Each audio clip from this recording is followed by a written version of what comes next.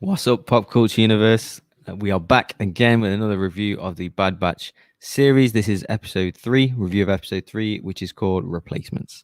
I'll be your host for this episode. My name is Bogz, with my esteemed colleague Sol over here. How are you, Sol?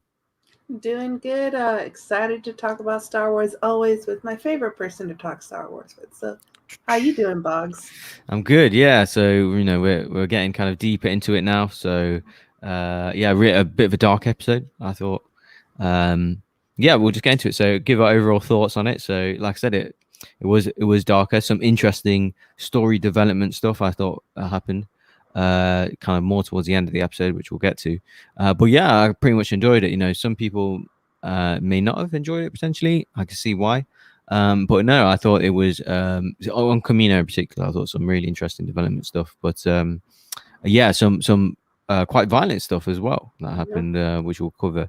But yeah, what about you? Give me your overall thoughts and on episode 3.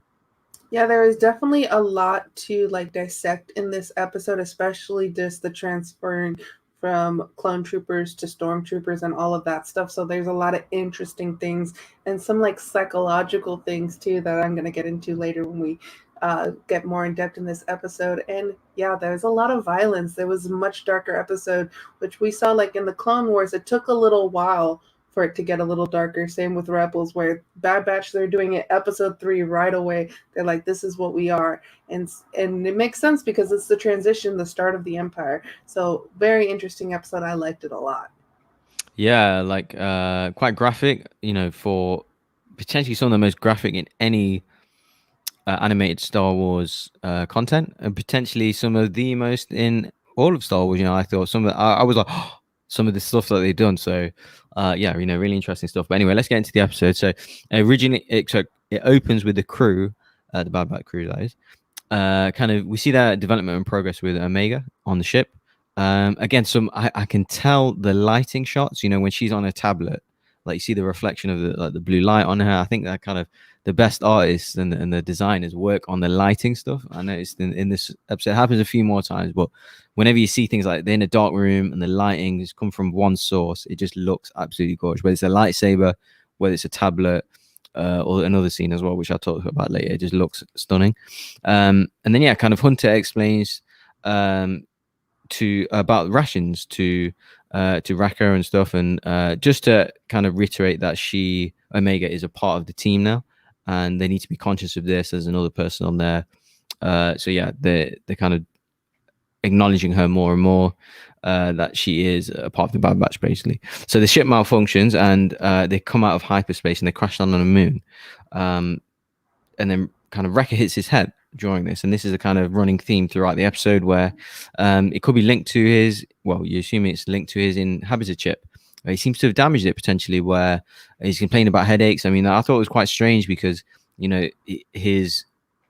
his ability is his strength, if anything, and he's taken all kinds of hits and punishment throughout the series, including the Clone Wars as well. And you see how he can take a beating. He's a strong guy, and for him to have this be in such severe pain over just banging his head, I think it's linking to his inhabited chip. And is this preceding what's going to happen with the enactment of Order 66? Will he have to execute it? Is it creeping back in slowly?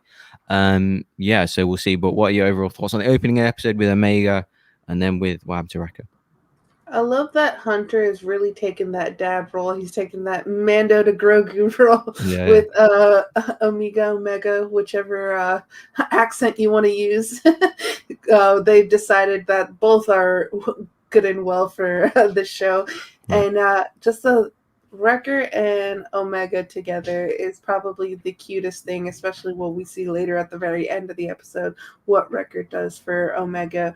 But the fact that like that budding relationship too, like Wrecker's kind of like the dumb brute of the group, and so the fact that like the intelligence level or like the kid level between the two of them is probably very similar. So Mm. the fact that those two have such a bond together like makes sense, and I just think it's absolutely adorable. And then also when Wrecker hit his head and later on, like, just complaining about headaches, I was so worried for him this episode. And I, like, we'll get into it later where I'm like, oh, thank God. By the end of the episode, I was like, we might see it in the future, but, like, at least I was like, okay, Wrecker's okay. Wrecker's okay.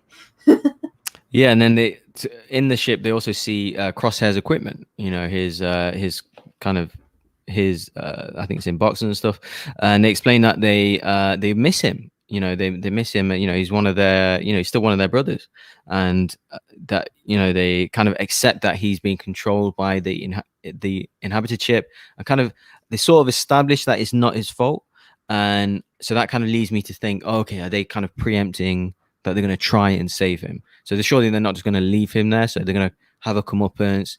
But is it too late for him? I thought maybe, you know, we'll see towards the end of the episode, you know, he does go kind of pretty dark on this. And then it kind of transitions to Crosshair, where we see him being scanned. And they seem to be ramping up the power of the inhabited chip. So it seems to, in effect, be going darker and more kind of malicious and executing, you know, Order 66 and everything that entails that to the fullest. We also introduce, you know, Tarkin's there. He introduces Vice Admiral Rampart, I believe it is. Sorry, Tarkin. Yeah, Tarkin kind of congratulates him on implementing the chain code. And this is, you know, we see this tie-in from previous episodes where this is where people and vehicles and ships are tracked and monitored, you know, as a part of the kind of Empire's way moving forward. That's how they want to monitor people. That's how they control people, and it's kind of due to this Admiral Rampart, just to keep tabs on people, of course. And we also acknowledge this in the. I know you have some thoughts on this, but on the in the Razor Crest on the Mandalorian, they also talk a number of times about this doesn't have an inhabited chip, a chain code. So that enabled them to kind of go throughout the galaxy, and because it was pre-Empire, so it just managed to not get one, and they managed to avoid that. So the Empire couldn't keep track of them, and the New Republic, couldn't keep track of them as well. So I thought that was a nice tie in there. But yeah, what are your thoughts on the kind of the Crosshair situation and the whole Admiral Rampart introduction? So you have Omega has already forgiven Crosshair. We've seen that from the beginning. Like, I know what you're gonna do. Please don't do it. But she's forgiven him because she's the one who knows about the inhibitor chips before everyone else, because she's been working on Kamino. Then you have Wrecker's forgiven him already because kind of like to him it's like, I just miss him and that's it. And then you have Tech has forgiven him because Tech is thinking logically, oh, it's not him, it's the inhibitor chip. And I think Echo and Hunter are taking their time a little bit more on Crosshair. And then we see later when Hunter says, like, I haven't forgiven myself yet for leaving my brother behind. So there's still that feelings there where Hunter's like, let's just not talk about it. We don't need to talk about Crosshair at the moment.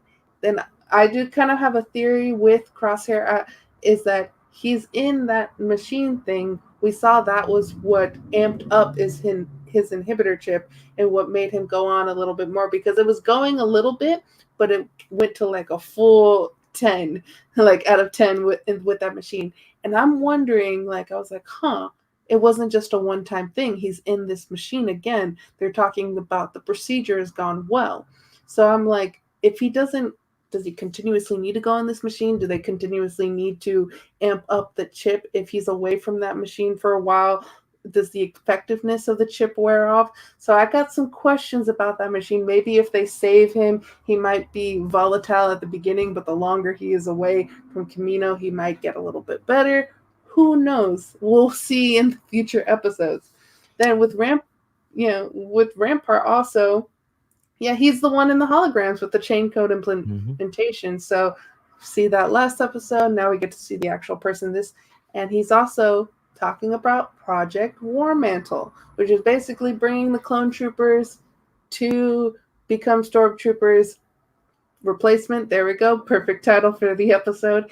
And we've heard this name before in Rogue One when Jyn Erso is in the Imperial Vault on Scarif. That's one of the names of the things that she was looking through. So we actually get to find out what it is. It's Star Wars going, here's a name here, and now we're going to explain it later in a completely different show. And I love when Star Wars does that. It's just like, oh, I've heard that name before. Now I know what it is. It's like, yes, every time you hear it, like, Yeah. I know what that is. Yeah, so a couple of things you covered there. So yeah, really interesting that maybe Crosshair, maybe the whole kind of Bad Batch as mutants in general, potentially they need to kind of increase the kind of, the power of their inhibitor chips for them to enact Order 66 more. Maybe that needs to keep getting regulated every so often. Great point there. And also, I think my favorite character is potentially Tarkin. He's just so evil in it.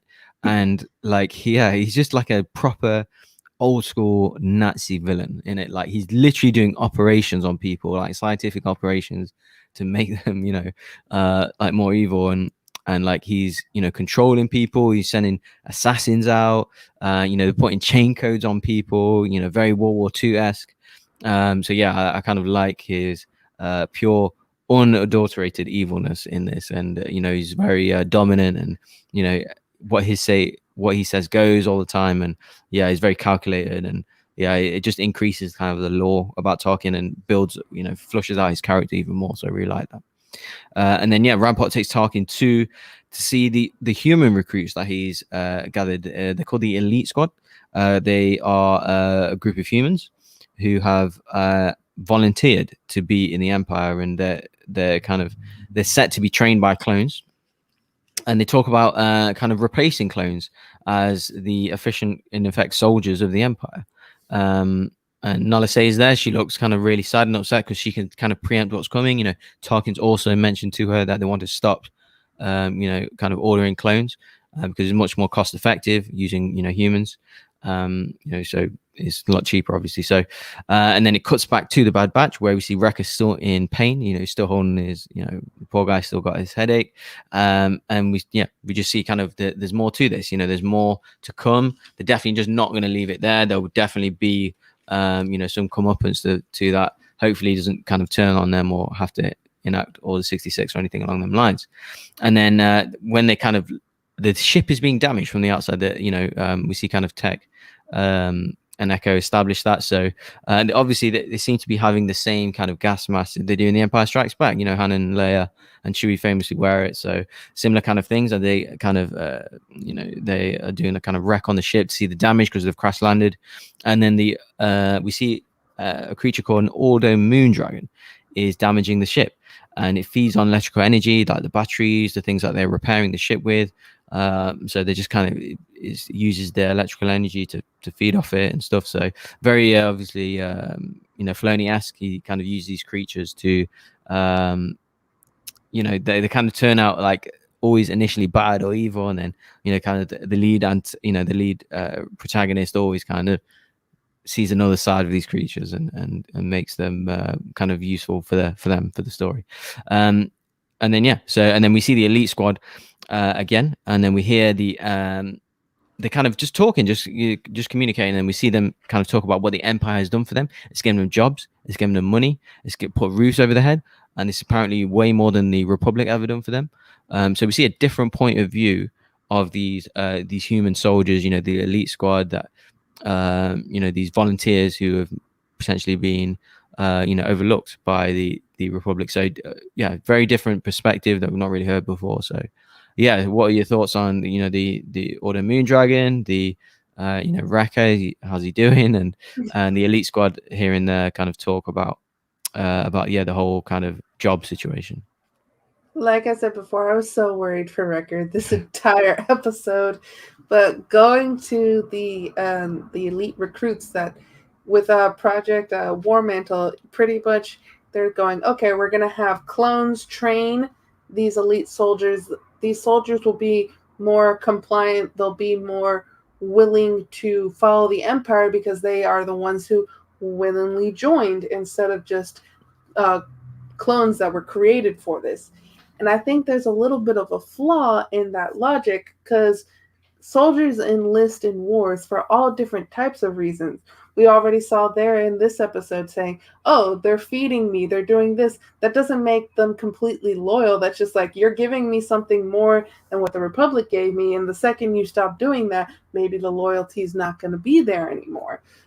So I kind of find it very like intriguing there. Like, what is better for loyalty? Is it the clones or is it like humans who aren't clones? And I think we've seen humans who aren't clones be defectors. We've seen it with Han Solo, we've seen it with Finn, we've seen it with Zer Leonis in Rebels. So I think too there's a flaw to this thinking of like, oh, non-clones are going to be better for loyalty, because we've seen it later on in the storyline, but in previous stuff that's not always the case. Yeah, and then they go on to have this conversation. So Rampart, Tarkin, and Lamasu go literally have that conversation. They talk about the recruits not being as effective as clones who have been bred and taught since birth to serve the Empire and to be efficient soldiers and things like that. So, and then being, Jango Fett, being of the, original kind of cells in effect or clones of Jango Fett, they are kind of natural warriors, being kind of Mandalorian, that kind of thing. So, yeah, and then they kind of debate are the enlisted troops worthy in effect of serving the Empire, and then kind of Rampart argues the fact that they're willing to serve for whatever reason. So I kind of use that as both things there. I know you said that that's a flawed mentality, but using whatever kind of reason you're willing to serve, whether it's money, whether it's a job or the vision of the Empire, that's their choice, but they are legitimate reasons from a certain point of view. So whether that's a good or bad thing, who knows? That's up to the the individual, I felt. And they argue that the clones are brainwashed as opposed to being willing and choosing for whatever them kind of reasons are, whether it's job, money, vision, whatever. And then Tarkin kind of orders the elite squad, again, just showing how pure evil he is, orders the elite squad as a test to take out Saw Gerrera, like he did with the Bad Batch, which they failed to do, or they chose not to do. And then which saw them split. But obviously he's ordered the elite squad with Crosshair as the kind of secret leader to take out Saw Gerrera and the kind of the rest of the people who he's with. So then it kind of cuts back to the Bad Batch, and they're kind of tracking as Hunter and Omega. They're tracking the Moondragon, where Omega kind of tells Hunter, it's not his fault, with the Crosshair situation.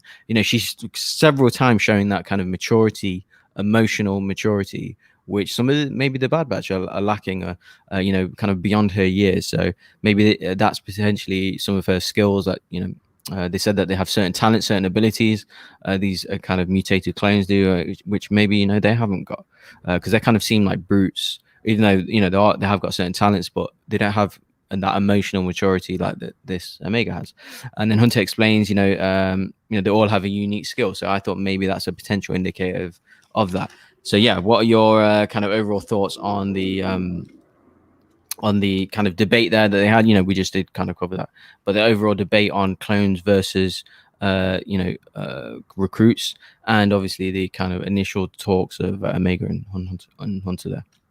What I find very interesting is that we don't get a name for any of the recruits. They're just elite soldiers. So that kind of like shows you like where the show is placing them as importance.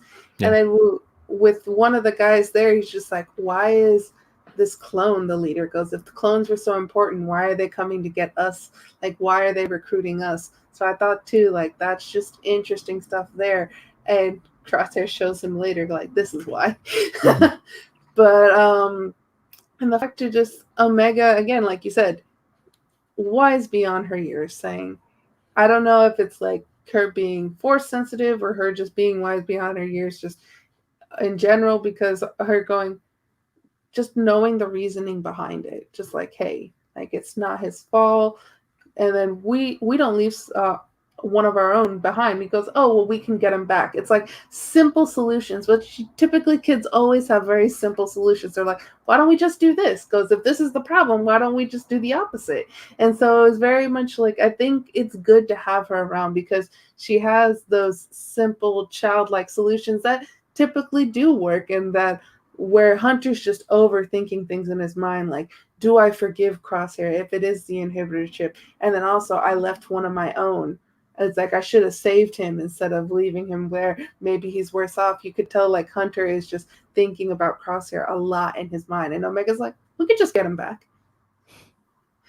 Sure. And then, well, you just covered that scene there where, the kind of elite squad with Crosshair are going to Anderon, where to take out Saw Gerrera, to execute Saw Gerrera. So, and as you said, the one of the elite squad is taking shots across there. Like, why is this clone in charge of us? Say goodbye to your kind of the former ways and stuff. And this scene is lit like it's gorgeous. Like, Yeah. they have obviously in the ship, they're all kind of got their arms up hanging. And I've noticed it's lit in red around it, so like there's like a red light on them, so it's like preempting something dangerous is going to happen, and the light is kind of particularly on the one that's speaking. And I'm like, oh, that's not normally something dangerous is going to happen, or someone's going to get killed. Or I felt like red shirts in like Star Trek, it was like something, with this big literally red light like flashing on them, like something bad is going to go down. And yeah, that's what happened. So I felt like it was building tension there. We saw Hunter like kind of, I think the camera zooms in, the music gets more intense. I think he's got like a toothpick. So you're like, oh, okay, something's gonna happen. How many toothpicks does he go through? And Yeah, is there just a line of toothpicks around him wherever like he goes? Because he's always spitting them out. Pocket. Yeah. Exactly. And then we see kind of Hunter pass out on this as they're chasing that dragon, and then Omega kind of grabs his blaster and then heads to a cave again, like proving her worth to the kind of Bad Batch and to us as the viewers, and showing that her kind of heroism, really, I thought, and seeing, literally like proving that she's part through, like she's growing in like difficult situations where you kind of doubt her as a child, or as something, someone who's not a soldier, but she's kind of proving her worth more and more. And then the elite squad basically apprehend Saw's crew. Crosshair pretty much immediately executes the leader, point blank range. They gave up. They did have a little shootout. They gave up. He immediately executes her, and then moves to kill the civilians. And then one of the human recruits that he had that back and forth with on the ship, he denies the order and disobeys the order and says, no, we'll take them in. We're not going to kill these innocent civilians. That's not what we're here for. And then, Hunter, just the kind of Order 66 inevitable chip, it kicks in, and he says like, good soldiers follow orders, like we hear so many times in the Clone Wars. And he executes him, again, like a cheap shot from behind, initially anyway, and then he turns around. But again, so he just killed 2 people at point blank range. You see it on Disney Plus. There's holes in the people, there's smoke coming off them, the blaster fire, some of the most kind of grim and graphic stuff we've seen, I think, in any Clone Wars stuff. I was shocked that that's the scenes that I was like, what? Like, they don't normally see. Normally they cut away, you see person fall, that kind of thing. You don't see the blaster fight in the chest or like anything like that. And then and then even in that scene, lots of red lighting, on Crosshair, I've noticed, and the other troopers and stuff. So you see this red light, like, oh, okay, danger's coming. Very kind of Kurosawa-esque or kind of old school storytelling. So yeah, your thoughts on kind of Omega stepping up there, helping out Hunter, and then the kind of Crosshair taking over and putting his, establishing his authority as a leader of this troop, and almost having that, kind of really graphic scene, taking out these almost innocent people and civilians. Yeah, definitely. I echo you on the fact that Omega's like just shows her bravery there. Shows like, yeah, I'm part of this, because she's talking. She's like, okay, Omega, you can do this, and then goes off and just like is bring this brave little girl. And I'm like, yes, Omega, you have my heart. And then juxtaposing that with just absolutely brutal, like what ended up happening with Crosshair and the elite troops, and then Saw Gerrera's team goes, Saw Gerrera's not there, obviously. Yeah. We see him later, goes, oh, we're gonna meet him at the rendezvous. And then they were like, oh, a sensor got tripped. There's shootout, and the fact too that they're about to get away, Crosshair shoots through the ship, killing the guy who was getting away, because they literally were. So the ship falls down, the doors open up, the one other person that hadn't been killed yet, who was part of Saw Gerrera's team, point blank, like you said. And that was the moment I was like, oh, this is the show that we have here. And just the line too goes, we came here to be soldiers, not to be an execution squad. And that's probably things that other soldiers in real life have said before too, and he lost his life for that. And then you saw the hesitation of the other soldiers when they were saying a good soldier follows order, when Crosshair was saying that, and you could tell they didn't want to kill them, but it was either like kill them or I'm getting killed. So they took their life as being more important. but you could kind of like they had their helmets on it, but you could still tell like they were, yeah, no, I'm not down with this. This is crazy. And so I wonder too, like if there's going to be a conversation that's happened later, if these people are going to defect, if they're going to stay, if they're going to go to that dark side. I feel like possibly there may be one that defects. So like I wasn't okay with what just happened there, and that's going to have some PTSD for one of those soldiers. Yeah, so yeah, really kind of graphic stuff there. And then it cuts back to the kind of Bad Batch situation where Omega finds the battery, and then she kind of calms down this moon dragon. You know, she's it's basically trying to scare her, calms it down, distracts it with a kind of flashlight, and it kind of feeds on that. You know, it gets the it's hungry, it eats the kind of electric energy from there, and she kind of teams back up with Hunter. You know, he's kind of impressed with her, and she kind of took it upon herself. You know, was worried as well. She could have got hurt and stuff. But yeah, she kind of completed her mission and kind of further confirming her role in the Bad Batch there. So, and then the elite squad arrived back to Tarkin, and then they confirmed that, you know, they're one short. And then, yeah, the clone. So the kind of Tarkin establishes there that they weren't 100% successful, and that because Crosshair had to convince them to kill these civilians, the clone operation will continue until the recruits are fully prepared and properly trained. Meaning that you have, they are not following exact orders. Their orders were to execute. You didn't execute, so we have to kind of continue funding the clone operation for now. And then we kind of cut to Lamassu explaining that their continued supporting of clone troopers to the Empire is funding the whole operation, it's funding their survival on Kamino. And then they have a really interesting conversation. This is one of my favorite parts, where they establish that Jango Fett's template continues to fade. So, they've used, the template of a template of a template of a template. So it's really fading out, so that they're not as efficient as they maybe the first kind of phase of cloning was.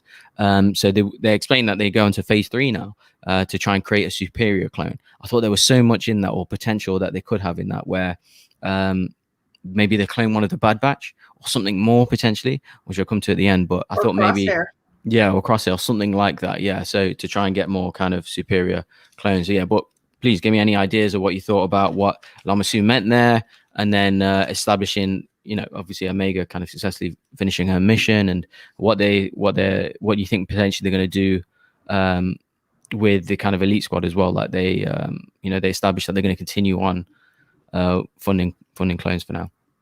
Yeah, Hunter is just a worried dad. He wakes up and he's like, Omega, like, where are you? And just the fact too, the moment of her, like, where it's a scary creature, and then the creature's not so bad.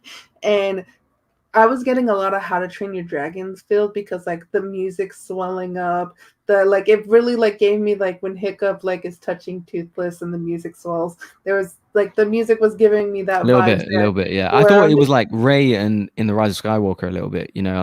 She obviously uses the Force, with that snake creature. Yeah. And, I thought it was quite similar to that as well. So it was like definitely giving vibes of like, okay, well, this is a creature that's just wanting to eat, and then also like you were a flashlight in its eyes. No one likes that. So like if you just treat the creature well, the creature's gonna leave you alone. So it was just like one of those cute little moments there with Omega. And yeah, the fact too, where like Jango Fett's like his DNA, like it's fading. And so I'm just like, I have no idea what they're gonna do, if they're gonna clone Crosshair, if they're cloning a Palpatine, if they're gonna clone whoever. Who knows what they're gonna do next? But they have some plans, and I think we're gonna find out by the end of the season. Yeah, so I've got a couple more thoughts on that, but we'll just finish off this episode. So we see Crosshair enter the same kind of quarters, same chambers that he used to share with the Bad Batch. Now the elite squad are staying there. And then we see kind of his conflict. We see he's upset. We see he's looking at the kind of equipment that they have. He's missing the Bad Batch guys, his brothers. The ticks. Yeah, exactly. Does. Yeah, the markings on the wall and stuff. And then there's kind of just a kind of you're thinking, oh, is he going to turn? Is he going to have a redemption arc? Is it too late? Is he too dark? He's killing innocent people now, but it's because of the inhabited chip. They're kind of nailing that onto us. The Bad Batch are continuously repeating that to let us know as the audience. And then it kind of cuts away. So we've just seen one living quarter situation. We cut away to another living quarter situation where we had really cute scene with Omega and Wrecker. They've kind of built her bedroom on the ship. Because she's obviously a little girl. She never had a bedroom before, apparently, and she, deserves her own quarters. And they kind of gave her that, built her that, especially. And the soldiers kind of, again, this is another confirmation that you are part of the crew now. So yeah, you deserve your own kind of space and room. But yeah, overall thoughts on them two scenes, and then we'll get to some kind of predictions and stuff. Yeah, no, I definitely agree with you on the fact with Crosshair, because like he looked back at like those ticks and he's just like, maybe he's missing his brothers too. Mm-hmm. Like even with the inhibitor chip, like he could still be like, where are my brothers? Why didn't they follow orders? If they only follow orders, we could be here together. I wouldn't have to deal with these stupid humans here. Like probably like could be like what he's thinking at the moment. These amateurs, like, yeah, these amateurs. And then just like Wrecker and Omega, I just love their relationship. I wanted to continue on and on. I'm very fearful for Wrecker with knocking his head.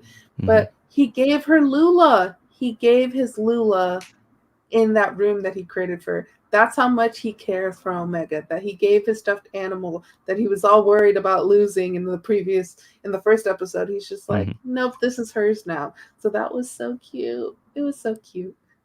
It was, yeah. So just give final thoughts on the kind of episode and where we are moving forward. So yeah, just to summarize, like I said, I thought it was plenty, like the whole Camino stuff and the clone stuff. I thought it was really good story development, and we learned a lot there. The Phase 3 Camino stuff, the secret development program that they're now doing. So obviously, I thought that they could use a potential clone trooper. The way that they're talking, how elite that they want to go, I thought potentially it could be someone force sensitive, someone like a Jedi. That they could use, or someone with a force ability to make an even more enhanced clone somehow. So I thought maybe the Jedi that was killed on. That's what I was going to say. Camino. Yeah, that's what I was going to say. So there's still, because we know that. So the cloning is still used on Camino up until the time of the Mandalorian. So they don't go out of kind of business or out of budget, because Dr. Pershing's wearing the Camino's kind of logos on his outfits and stuff. So we know that, and obviously there's cloning in the Mandalorian. So we still know they're not out of business. They still survive. I'm not 100% sure how. The biggest rumor I've seen online is that it's apparently, or again, it's a complete rumor. I don't know anything. There's no spoiler or anything, but apparently they are. The rumor is they want to introduce Starkiller, from the Force Unleashed games, because he was a clone. Obviously, they're going to have to change the canon, but it's Legends now anyway. So apparently, yeah, the rumor is they're going to introduce Starkiller, who's a Force sensitive clone from a Force sensitive being. It has the whole link with Darth Vader, Master and Apprentice thing. So that'll be super interesting. Obviously played by Sam Witwer, in the video games as well. So yeah, that'll be awesome. Imagine if they did the same thing in this, but they reintroduced it into canon. Super exciting. But yeah, that's my overall kind of predictions on where it is moving forward. But overall, I really liked it. Lots of story development there. So what are your overall thoughts on the episode and where we're going? That would be so smart to do. And Dave Filoni has been doing this, where he's like, okay, I'm going to take what's been really, really good from the extended universe that is no longer canon, and I'm going to bring it into canon. I might change it up a little bit, but I'll bring it into canon. And we've seen him do that several times before. So I didn't even think about that, and now I'm excited, Bogz. So I hope it happens. Yeah. But yeah, I love this episode. I love the relationship between Tech and Echo. I love the relationship between Wrecker and Omega and Hunter. And then I'm worried about Wrecker, and I want to see if we get a redemption for Crosshair. What's going to happen with him? Yeah, to be continued. Roll on next Friday. So yeah, everyone, thanks for watching. Please like, comment, subscribe. What are your predictions for the next episode? Or what were your thoughts on this episode, and what are your predictions on the following episode? Maybe some of the big rumor that's online about Starkiller apparently coming back. So yeah, we'll see. We're super excited. We are loving this series. Episode 4 is next Friday. We'll be dropping our reaction a couple of days after that. But everyone, thanks for watching. My name is Bogz. That's been Soul. Yeah, please like, comment, subscribe, and keep an eye out on everything on the Pop Culture universe. See you next week. Thank you, guys.